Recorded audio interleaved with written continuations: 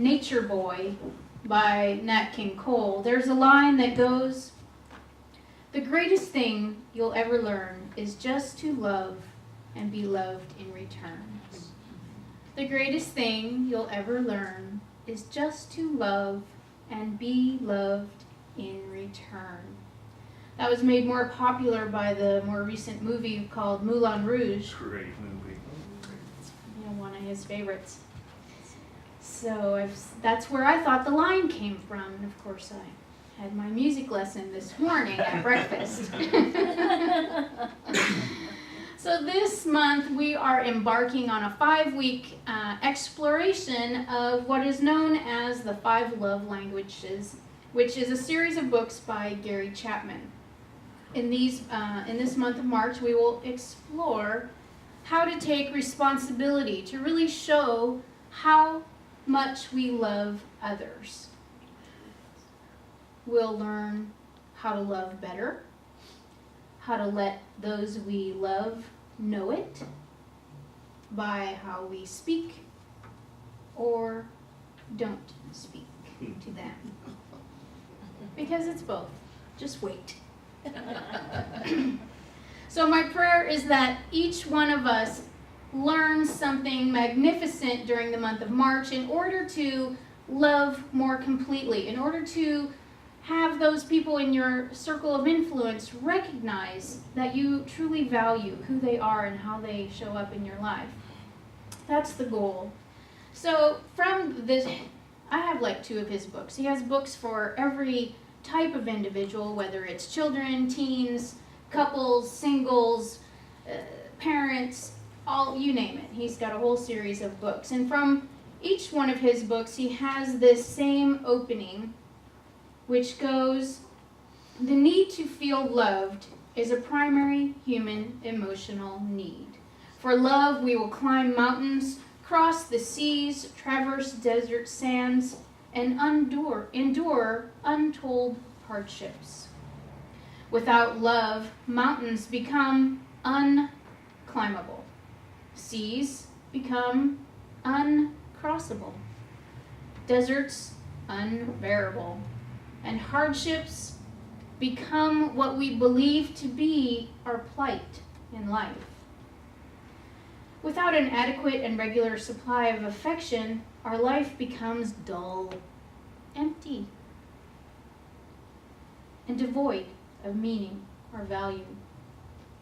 I found it interesting that he had that exact statement in multiple copies of his book. So let's begin with the human favorite, falling in love. Oh. Thank you, Jim.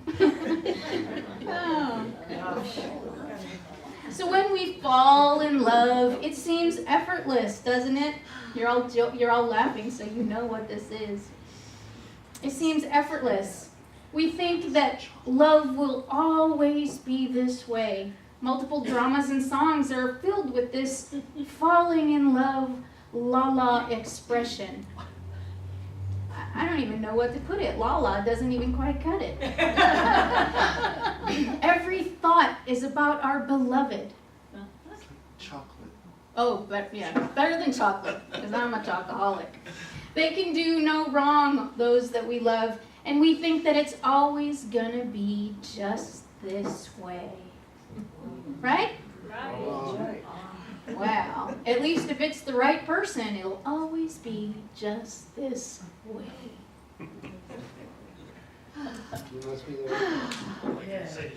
But things change, don't they? He's back there shaking his head.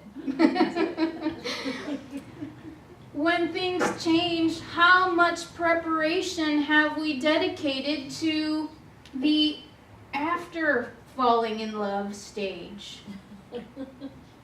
No one ever tells us, there's no storybook about that. That after you've fallen in love and fell out of love again, then what? So in this stage of real love, which is what it would be called, Gary Chapman gives us a roadmap.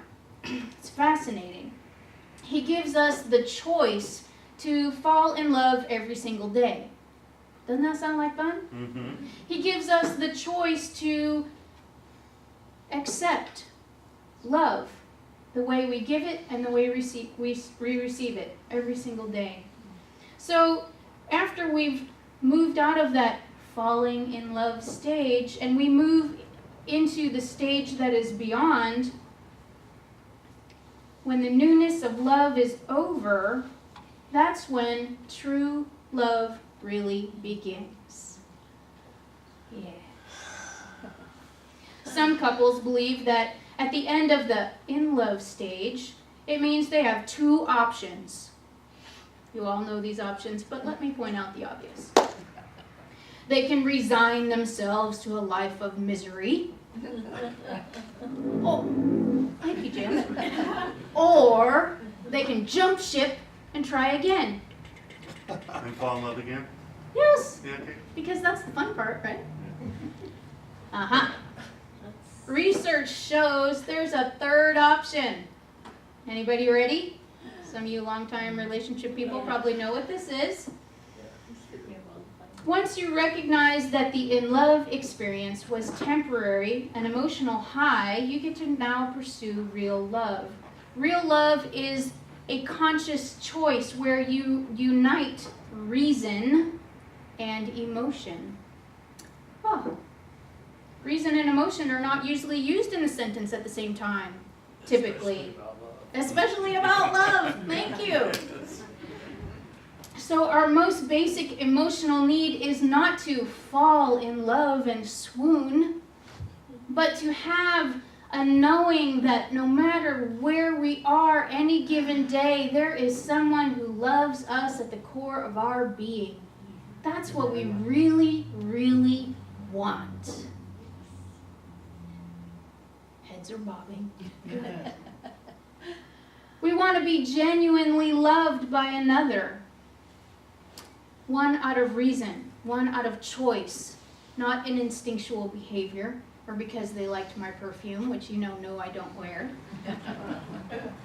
Chapman calls this third stage of love covenant love. It's conscious, it's intentional. We like to be conscious and intentional. We're using the frontal lobes of our brain, right? It's a commitment to love, no matter what. He also says that we have a love tank, like a gas tank on our automobile. When our love tank is full, we know that we're loved and valued. Life is exciting, fulfilling, interesting. When our love tank is empty, we've hit the bottom of the barrel. We've all had those days. That's when marriages dry up and relationships fall apart.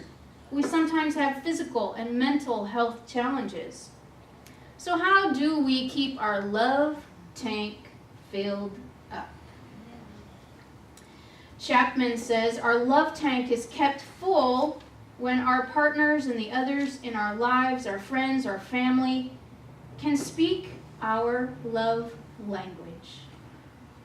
So the purpose of the love languages is to help each of us recognize about the people we care about. What is their love language? You'll learn what your own love language is throughout this month, but it's more important to recognize what your friend's love language is, what your sister's love language is, what your brother's love language is, what your spouse's love language is, or whomever is in your circle.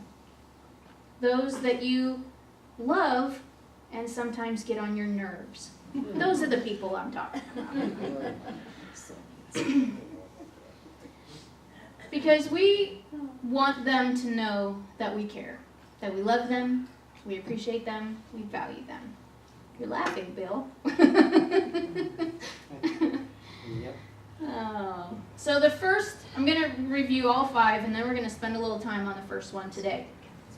The first love language is words of affirmation. It's the language that we hear, the positive affirming words, not so much the negative language and feedback that we sometimes get.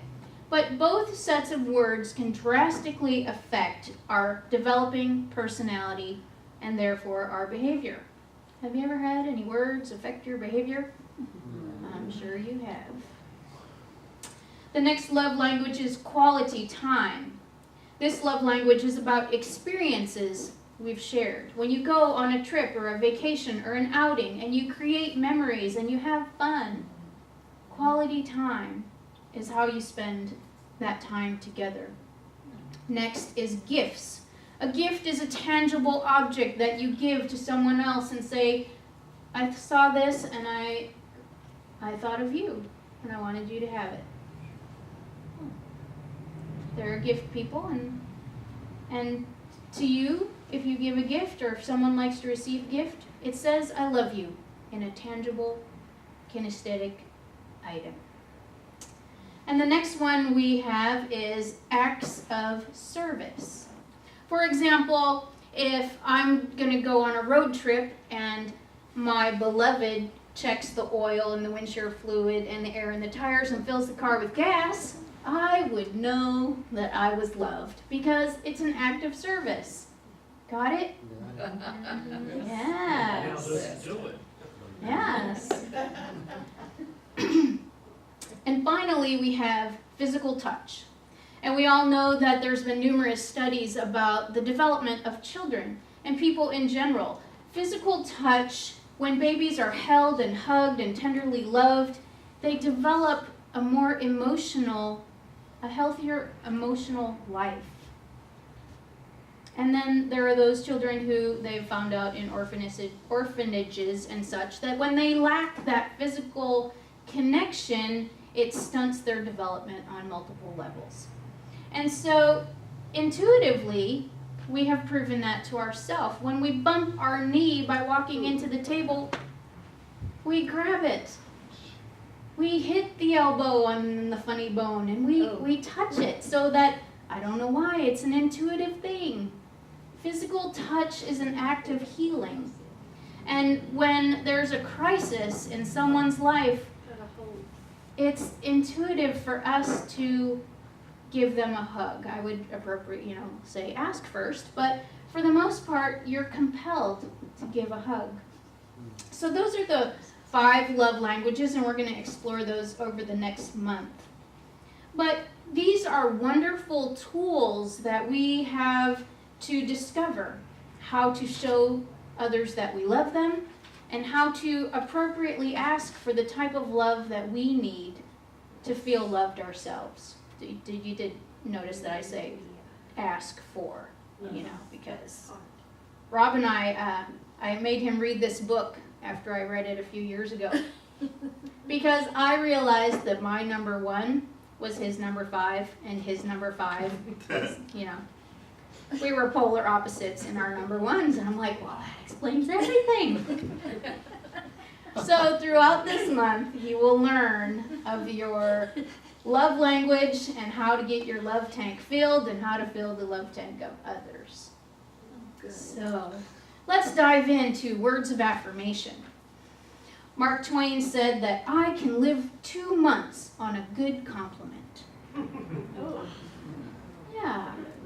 Have you ever had someone share something with you that just lifted you up by your bootstraps and spoke to the truth of your being, acknowledged who you were, and it just was music to your ears? A good compliment is not flattery or empty words. It's when someone sees the truth of who you are and expresses it to you. That is the essence of a good compliment. They recognize who you are, who you strive to be, how you want to show up in the world. And hearing this truth with a capital T from someone that we love and appreciate just empowers us to stand up straight and be proud of who we are and who we're striving to become. It lifts us up. So words of affirmation is to affirm and confirm the truth. We're confirming the truth that we see about an individual. And by doing so, we strengthen it. It's adding vibration. It's appreciating something. And when we appreciate something, what happens? It grows. And so In unity, we have what we call affirmative prayer. You've heard me talk about affirmative prayer millions of times. So rather than beseeching and begging a God that is somewhere else, we take that time to connect with the Spirit of God within, and we affirm the truth of the life source at work. We are empowering ourselves, confirming the presence of God, and strengthening it. So affirmative prayer reflects the certainty that we each have and we each are aspiring to for our highest good, despite any temporary appearances. So it's like magnetic energy. Like attracts like. Whether you're conscious of it or not, we are constantly putting out energy and receiving the same back. It's the law of attraction. We've talked about that a lot. So when you remain focused on your intention, and if your intention is to give affirmative words to those in your circle of influence, you will also draw affirmative words back to yourself. Wouldn't that be cool? Yeah. So many of us have learned or realized the tremendous power of verbally affirming each other. It's one of the reasons that the board is so excited about Volunteer Appreciation Dinner on March 29th, because we get the opportunity to share how blessed we are by your skills, by your gifts, by your attitude, by your showing up, and we get to celebrate in that energy. It's awesome. I even heard that there's a red cape. There's a red cape, right? There's a red cape. Gold cape? It's gold. Oh, my mistake. I was told red, but it's gold. Wow. I like gold. Currently in Evelyn's possession. Well, we'll be talking to her about that. Yeah. So, as important as it is to affirm and bless the beautiful things in your own life and in the lives of your family, it's important to bless the little ones who are across the way right now. Every week we bless them and we affirm that they are a perfect child of God, and I make a point of reminding each and every one of you that there is a perfect child of God in you as well, because funny thing about adults, they forget easily. They do. Yeah. So if your love language is words of affirmation, and you will either feel loved or unloved, depending on how those words are used, and how your loved one speaks them, and in what tone, and in the speed, and in the rhythm. But on the other hand, it can also take those words and turn it into a love letter by just saying, thank you for taking out the trash. Thank you for, he's shaking his head, no. Thank you for making dinner. Thank you for picking me up. Oh, they're talking about my microphone. I thought you were affirming that I was not saying thank you for your dinner. Oh, that's right. So even the words, I love you, can transform a household drudgery and those tasks which we seem to avoid, or a cloudy, dull, ordinary day into a day of radiance, a day of blessing when we have newborns come in the door, a day of blessing when we get to celebrate Birthday Sunday, a day of blessing for just being here. Don't you just love waking up and be thankful to be alive? Most of them. Most of the time, yes. So words of affirmation Never. are just simple, but they must be true. So like Mark Twain said, a good compliment can lift someone up for a couple months. That's the kind of compliment you want to give. We can practice the words of affirmation in every area of our lives. It's about looking for the good. We easily recognize the bad or the less than good. We see the trash on the ground and we see the weed popping up between the cement sidewalk. Where's the flower? Where's the beauty? Where's the good behavior we really want to affirm and acknowledge and bless and nurture? Those are the things we need to speak to. It's about choosing to see love in all aspects and speaking to it. Also, in relation to this, a word of affirmation could be encouragement. The word encourage means to make courageous. So when you empower someone, when you speak words of affirmation to them, you could also be giving them the courage to step out in faith to do something that is theirs to do, that they're a little bit on the edge or hesitant about. You're giving them the faith by telling them, you're a good artist, or you should continue to play your music, or any of those things to help lift them up so that they have the courage to be who they've come here to be in the world. Your words of affirmation and encouragement can do that to the people in your circle of influence. So that potential in them could be waiting for that small gift of encouragement. And if it's yours to do, it's yours to do. So that extra courage will let them know that they are loved, that they are valued, that they are appreciated, and that's what we all want to know and recognize about ourselves. So take a leap of faith for yourself and encourage someone else, affirm someone else. It's not about getting them to do something that you want them to do. It's about encouraging them to follow their dream, encouraging them to do what is theirs to do. The reason Spirit put them on earth, to do their part. So for the rest of today and this week, I'm going to invite you to be on the lookout for opportunities to speak words of affirmation to all of the people in your lives.